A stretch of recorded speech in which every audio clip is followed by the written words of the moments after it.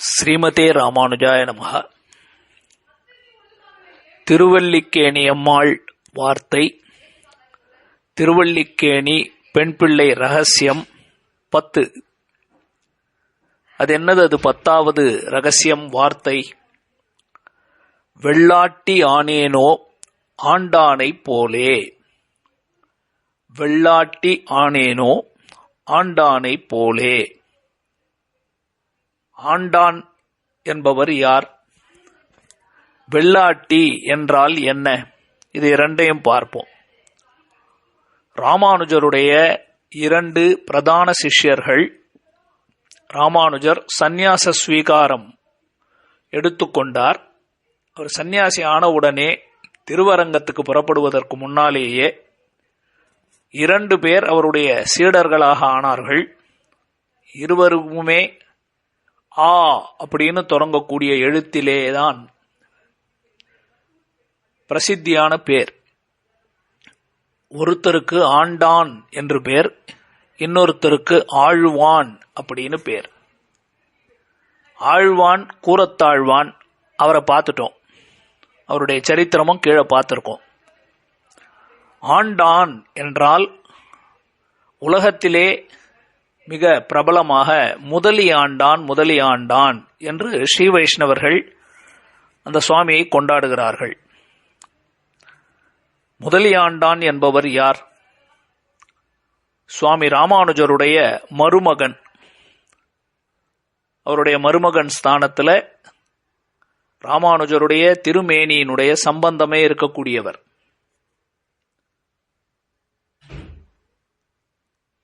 அதற்கு பிறகு அவரையே ராமானுஜருடைய திருதண்டம் என்று சொல்லுவார்கள்.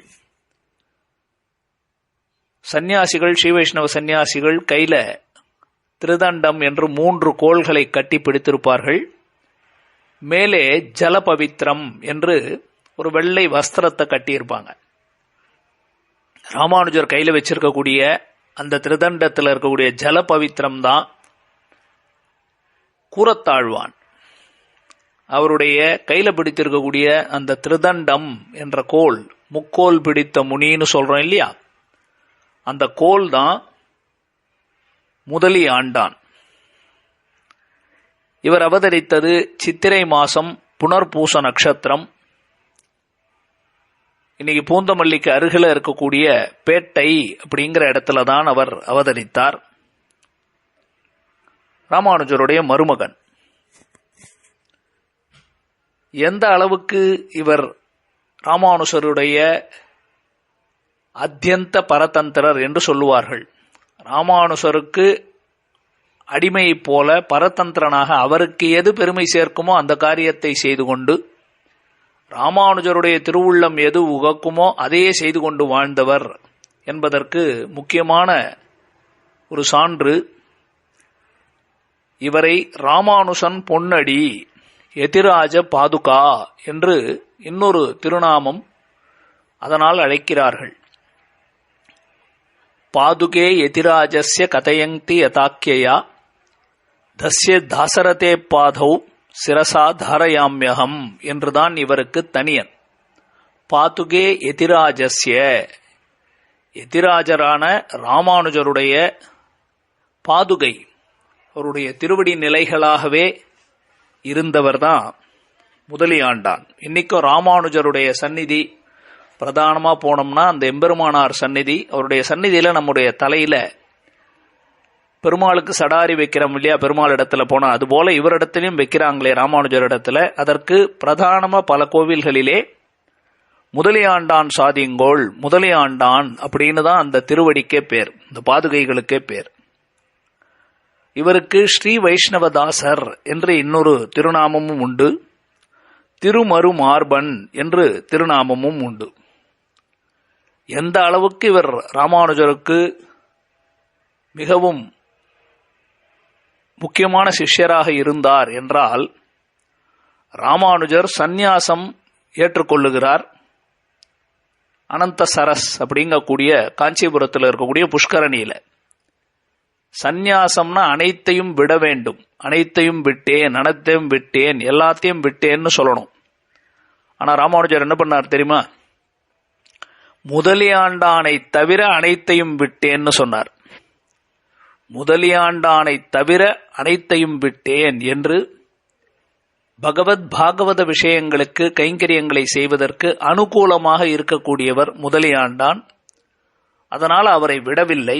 அந்த அளவுக்கு உயர்ந்த ஆத்ம குண பூர்த்தி உடையவர் முதலியாண்டான். சரி, ஆண்டான் அப்படின்னு பார்த்துட்டோம். இது என்ன வெள்ளாட்டி? வெள்ளாட்டின்னு சொன்னால் வேலைக்காரின்னு ஒரு எளிமையான பொருள். இன்னும் இதனை விவரித்து சொல்லணும்னா சீதன வெள்ளாட்டி அப்படின்னு சொல்லுவாங்க. அந்த காலத்திலெல்லாம் கொஞ்சம் பெரிய வீடுகளிலே கல்யாணம் பண்ணி பெண்ணை புகுந்த வீட்டிற்கு அனுப்பும்போது ஸ்ரீதனமாக ஒரு வேலைக்காரியை அனுப்புவாங்க.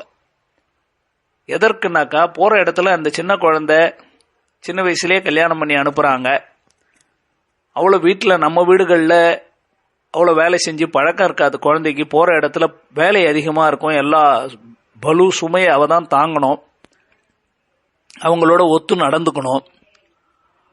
அப்போ அந்த உதவி செய்கிறதற்காக ஒரு வேலைக்காரியை அனுப்பி வைப்பார்கள். அவ என்ன, போகிற இடம் புது இடம். அந்த காலத்தில் வீட்டுக்கெல்லாம் டேப்லெல்லாம் தண்ணி வராது. தீர்த்தம் எடுக்கணும்னா பக்கத்தில் நதியோ குளமோ புஷ்கரணியோ அங்கே தான் போய் தீர்த்தம் கொண்டு வரணும். துணி துவைக்கிறதுக்கு ஒரு இடம் போகணும், தீர்த்தம் ஆடுறதுக்கு ஒரு இடம் போகணும், குடிக்கிற தண்ணி கொண்டு வர்றதுக்கு ஒரு இடம் போகணும். இப்படி பல காரியங்கள் இருக்கு. அந்த மாதிரி போகும்போது ஒரு சின்ன இளம் பெண் எப்படி தனியா போறது? இப்போ துணைக்கு யாராவது வேணுமே என்பதற்காக ஸ்ரீதன வெள்ளாட்டி அப்படின்னு ஸ்ரீதனமாக, சீதனம்னு சொல்றோம் இல்லையா, அதுக்கு ஒரு வேலைக்காரியை கொடுப்பார்கள் அந்த காலத்தில். இப்போ கதைக்கு வருவோம். ராமானுஜருடைய ஆச்சாரியார்கள் 5 பேர். ராமானுஜருக்கு பஞ்சசம்ஸ்காரம் செய்து வைத்தவர், ராமானுஜரையே காப்பாற்றிக் கொடுத்தவர் பெரிய நம்பிகள் என்ற குரு ஆச்சாரிய புருஷர். அந்த பெரிய நம்பிகளுக்கு ஒரு அழகான பெண் குழந்தை இருந்தால், அவளுக்கு அத்துழாய் என்று பெயர். திருப்பாவையில உந்து மதகளிற்றன் என்ற பாசுரத்தில் இந்த பெண்ணினுடைய சரித்திரம் அங்கே எடுத்து கையாளப்படுகிறது. ராமானுஜர் இந்த பாட்டை மனதில் நினைத்து கொண்டே வர, சீரார் வலையொலிப்ப வந்து திறவாய் மகிழ்ந்து அப்படின்னு பாட்டு முடியும்.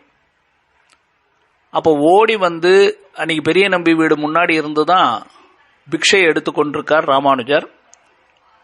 ஓடி வந்து இந்த நத்துழாய் என்ற குழந்தை கதவை திறக்க, பாட்டுல சொல்லி இருக்கக்கூடிய அந்த நப்பிண்ணை பிராட்டியே வந்து திறந்தாளோ என்னுமா போல மூர்ச்சையாகி விழுந்துட்டார் ராமானுஜர். பெரிய நம்பிகள் சொல்றார் அந்த குழந்தையை பார்த்து, உந்து மதகளிற்றன் பாசுரம் அனுசந்தானமாய் இருக்கும் அப்படின்னு சொன்னார் அப்படின்னு சரித்திரம் கேள்விப்படுகிறோம். அந்த பெரிய நம்பிகள் அவருடைய பெண்ணான அத்துழாய்க்கு கல்யாணம் பண்ணி கொடுத்துருக்காங்க. கொஞ்சம் நல்ல பணக்கார வீடு, பெரிய வீட்டில் கல்யாணம் பண்ணி கொடுத்துருக்காங்க. அந்த பெண்ணுக்கு ஒரு தடவை ஆற்றுக்கு போய், ஆற்றில் போய் ஏதோ கொஞ்சம் காரியங்கள் செய்ய வேண்டியிருக்கு, தீர்த்தமாட வேண்டியிருக்கு. அவளுக்கு என்ன பண்றதுன்னு தெரியல, தனியா போறதுக்கு பயம். அப்பா அந்த மாமியாரை போய் கேட்டா, அத்துழாய், அம்மா கொஞ்சம் கொடைக்கு வாங்கம்மா, துணைக்கு கொஞ்சம் காத்துக்கு போயிட்டு வந்துருவோம், நதி வரைக்கும் போயிட்டு வந்துருவோம்மா, ஸ்நானம் பண்ணணும், கொஞ்சம் துணைக்கு வாங்கம்மா அப்படின்னு கூப்பிட்டுருக்கா. கொஞ்சம் பணத்துல வாழ்ந்தவங்க இல்லையா, என்னதான் இருந்தாலும். அதனால அந்த அம்மா என்ன சொல்லிட்டான், நீ இன்னும் உன்னோட பிறந்தகத்துல இருந்து சீதன வெள்ளாட்டியா கூட்டு வந்திருக்க, சீதன வெள்ளாட்டிய கூட்டு போ. உங்க வீட்டுல இருந்து இன்னும் சீதன வெள்ளாட்டிய கூட்டு வந்தா மாதிரி கூப்பிடுறிய, நான் எப்படி வர்றது அப்படின்னு அந்த அம்மா கொஞ்சம் கடும் சொற்களால சொல்லிட்டா. அந்த அம்மாவுக்கு அன்னைக்கு என்ன கோபமோ என்னவோ, இவளுக்கு ஒன்றும் புரியல, ரொம்ப மனசு வருத்தப்பட்டுட்டா. சின்ன குழந்தை நேரா பெரிய நம்பிகள்கிட்ட வந்தா. அப்பா, எங்க வீட்டுல மாமியார் நீ என்ன சீதன வெள்ளாட்டியா கூப்பிட்டு கொண்டு வந்தாய், உன் கூட துணைக்கு அனுப்புறதுக்கு யார் இருக்காங்க அப்படின்னு கேட்டுட்டாங்க. அப்பா, எனக்கு ரொம்ப வருத்தமா இருக்கு, எனக்கு ஒன்றும் தெரியலையேப்பா, எனக்கு ஒரு சீதன வெள்ளாட்டி கொடுங்கோ, கொஞ்ச நாளைக்காவது கொடுங்கோப்பா, அனுப்பி வைங்கோ அப்படின்னு கேட்டார். பெரிய நம்பிகள் சொன்னார், எல்லாத்தையும் ஸ்ரீரங்கத்தில் நம்ம போல இருக்கிறவங்களுக்கெல்லாம் பார்க்கிறவர் உங்க அண்ணன் ராமானுஜர், அவர் தான் உனக்கு அண்ணன் ஸ்தானத்தில் இருக்கார். இதெல்லாம் எனக்கு தெரியாதுமா, நீ உங்க அண்ணனையே போய் கேட்டுக்கோ, ஜீயரை போய் கேட்டுக்கோ அப்படின்னு அவர் சொல்லிட்டார். அத்துழாய் நேரா ராமானுஜருடைய மடத்துக்கு வரா. ஜீயா, என்னோட புகுந்த வீட்டில் வெள்ளாட்டிய கூட்டா வந்த அப்படின்னு என்னை இடித்து பேசுகிறார்கள், குறை கூறுகிறார்கள் அப்படின்னு சொல்ல ராமானுஜர் யோசிச்சார். ஐயோ, நம்ம தங்கை, இவளுடைய கண்ணில் எப்படி தண்ணீர் வரலாமா? அதே சமயத்தில் அவர்கள் எப்படி எப்படி கேட்கலாம்? சரி, எப்படி திருத்துவது என்று பார்த்தார். இப்படி தன்னுடைய சிஷ்யர்கள் முன்னாடி எல்லாம் இருக்கிறாங்க. 700 சந்நியாசிகள், எவ்வளவு பேர் கிரகஸ்தர்கள், இத்தனை பேர் இருக்க. அப்படியே சுத்தி பார்த்த ராமானுஜர் தன்னுடைய பாதுகை நிலையில இருக்கக்கூடிய திருதண்டம் ஸ்தானத்தில் இருக்கக்கூடிய அபிமானமான முதலியாண்டான் கிட்ட அவருடைய கண் நின்றது. அவ்வளவுதான், அவருடைய பார்வை முதலியாண்டான் பக்கமா நின்றது. பேர்பட்டவர் முதலியாண்டான்.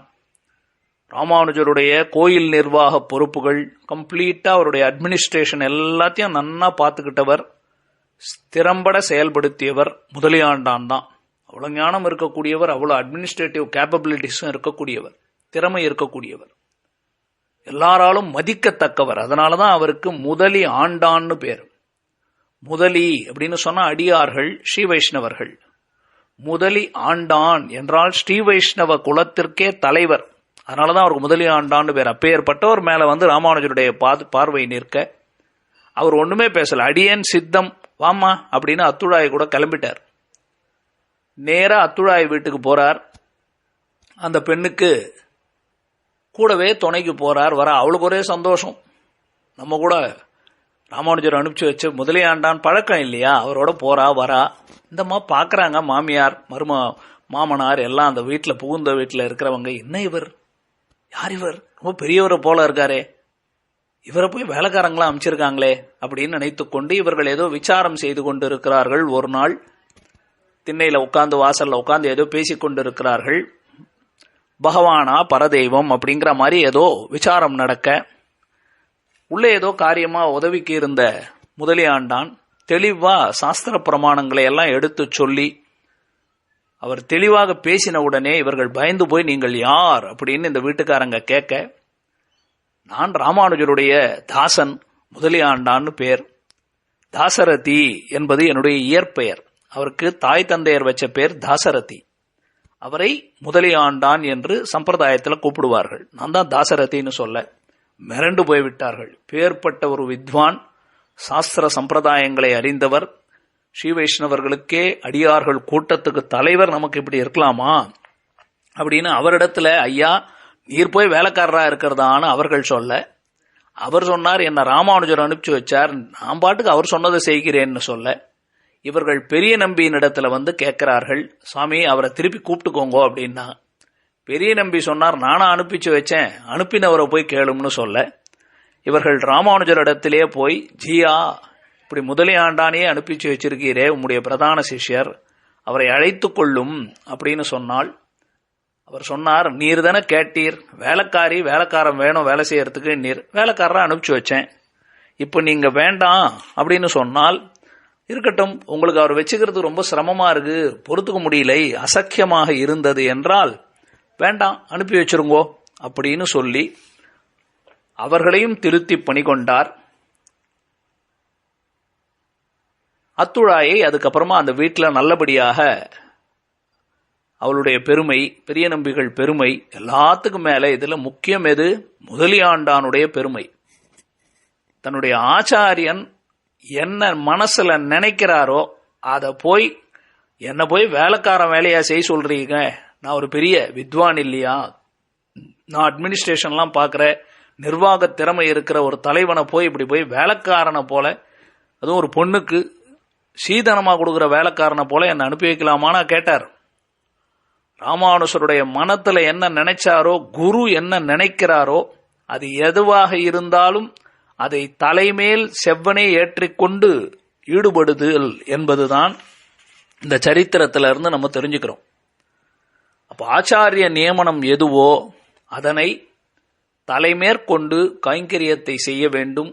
அவருடைய ஆணையை எந்த ஆணையாக இருந்தாலும் சிறியது பெரியதுன்னு வித்தியாசம் பார்க்காமல் செய்ய வேண்டும் என்பது முதலியாண்டானுடைய இந்த சரித்திரத்திலிருந்து தெரிஞ்சுக்கிறோம். அதுதான் வெள்ளாட்டி ஆனேனோ ஆண்டானை போலே என்ற வாக்கியம். அடுத்தது 11வது வார்த்தை, இருகரையர் என்றேனோ வடுகரை போலே. இருகரையர் என்றேனோ வடுகரை போலே. அடுத்த பதிவிலே அனுபவிப்போம். ஸ்ரீமதே ராமானுஜாய நமஹ.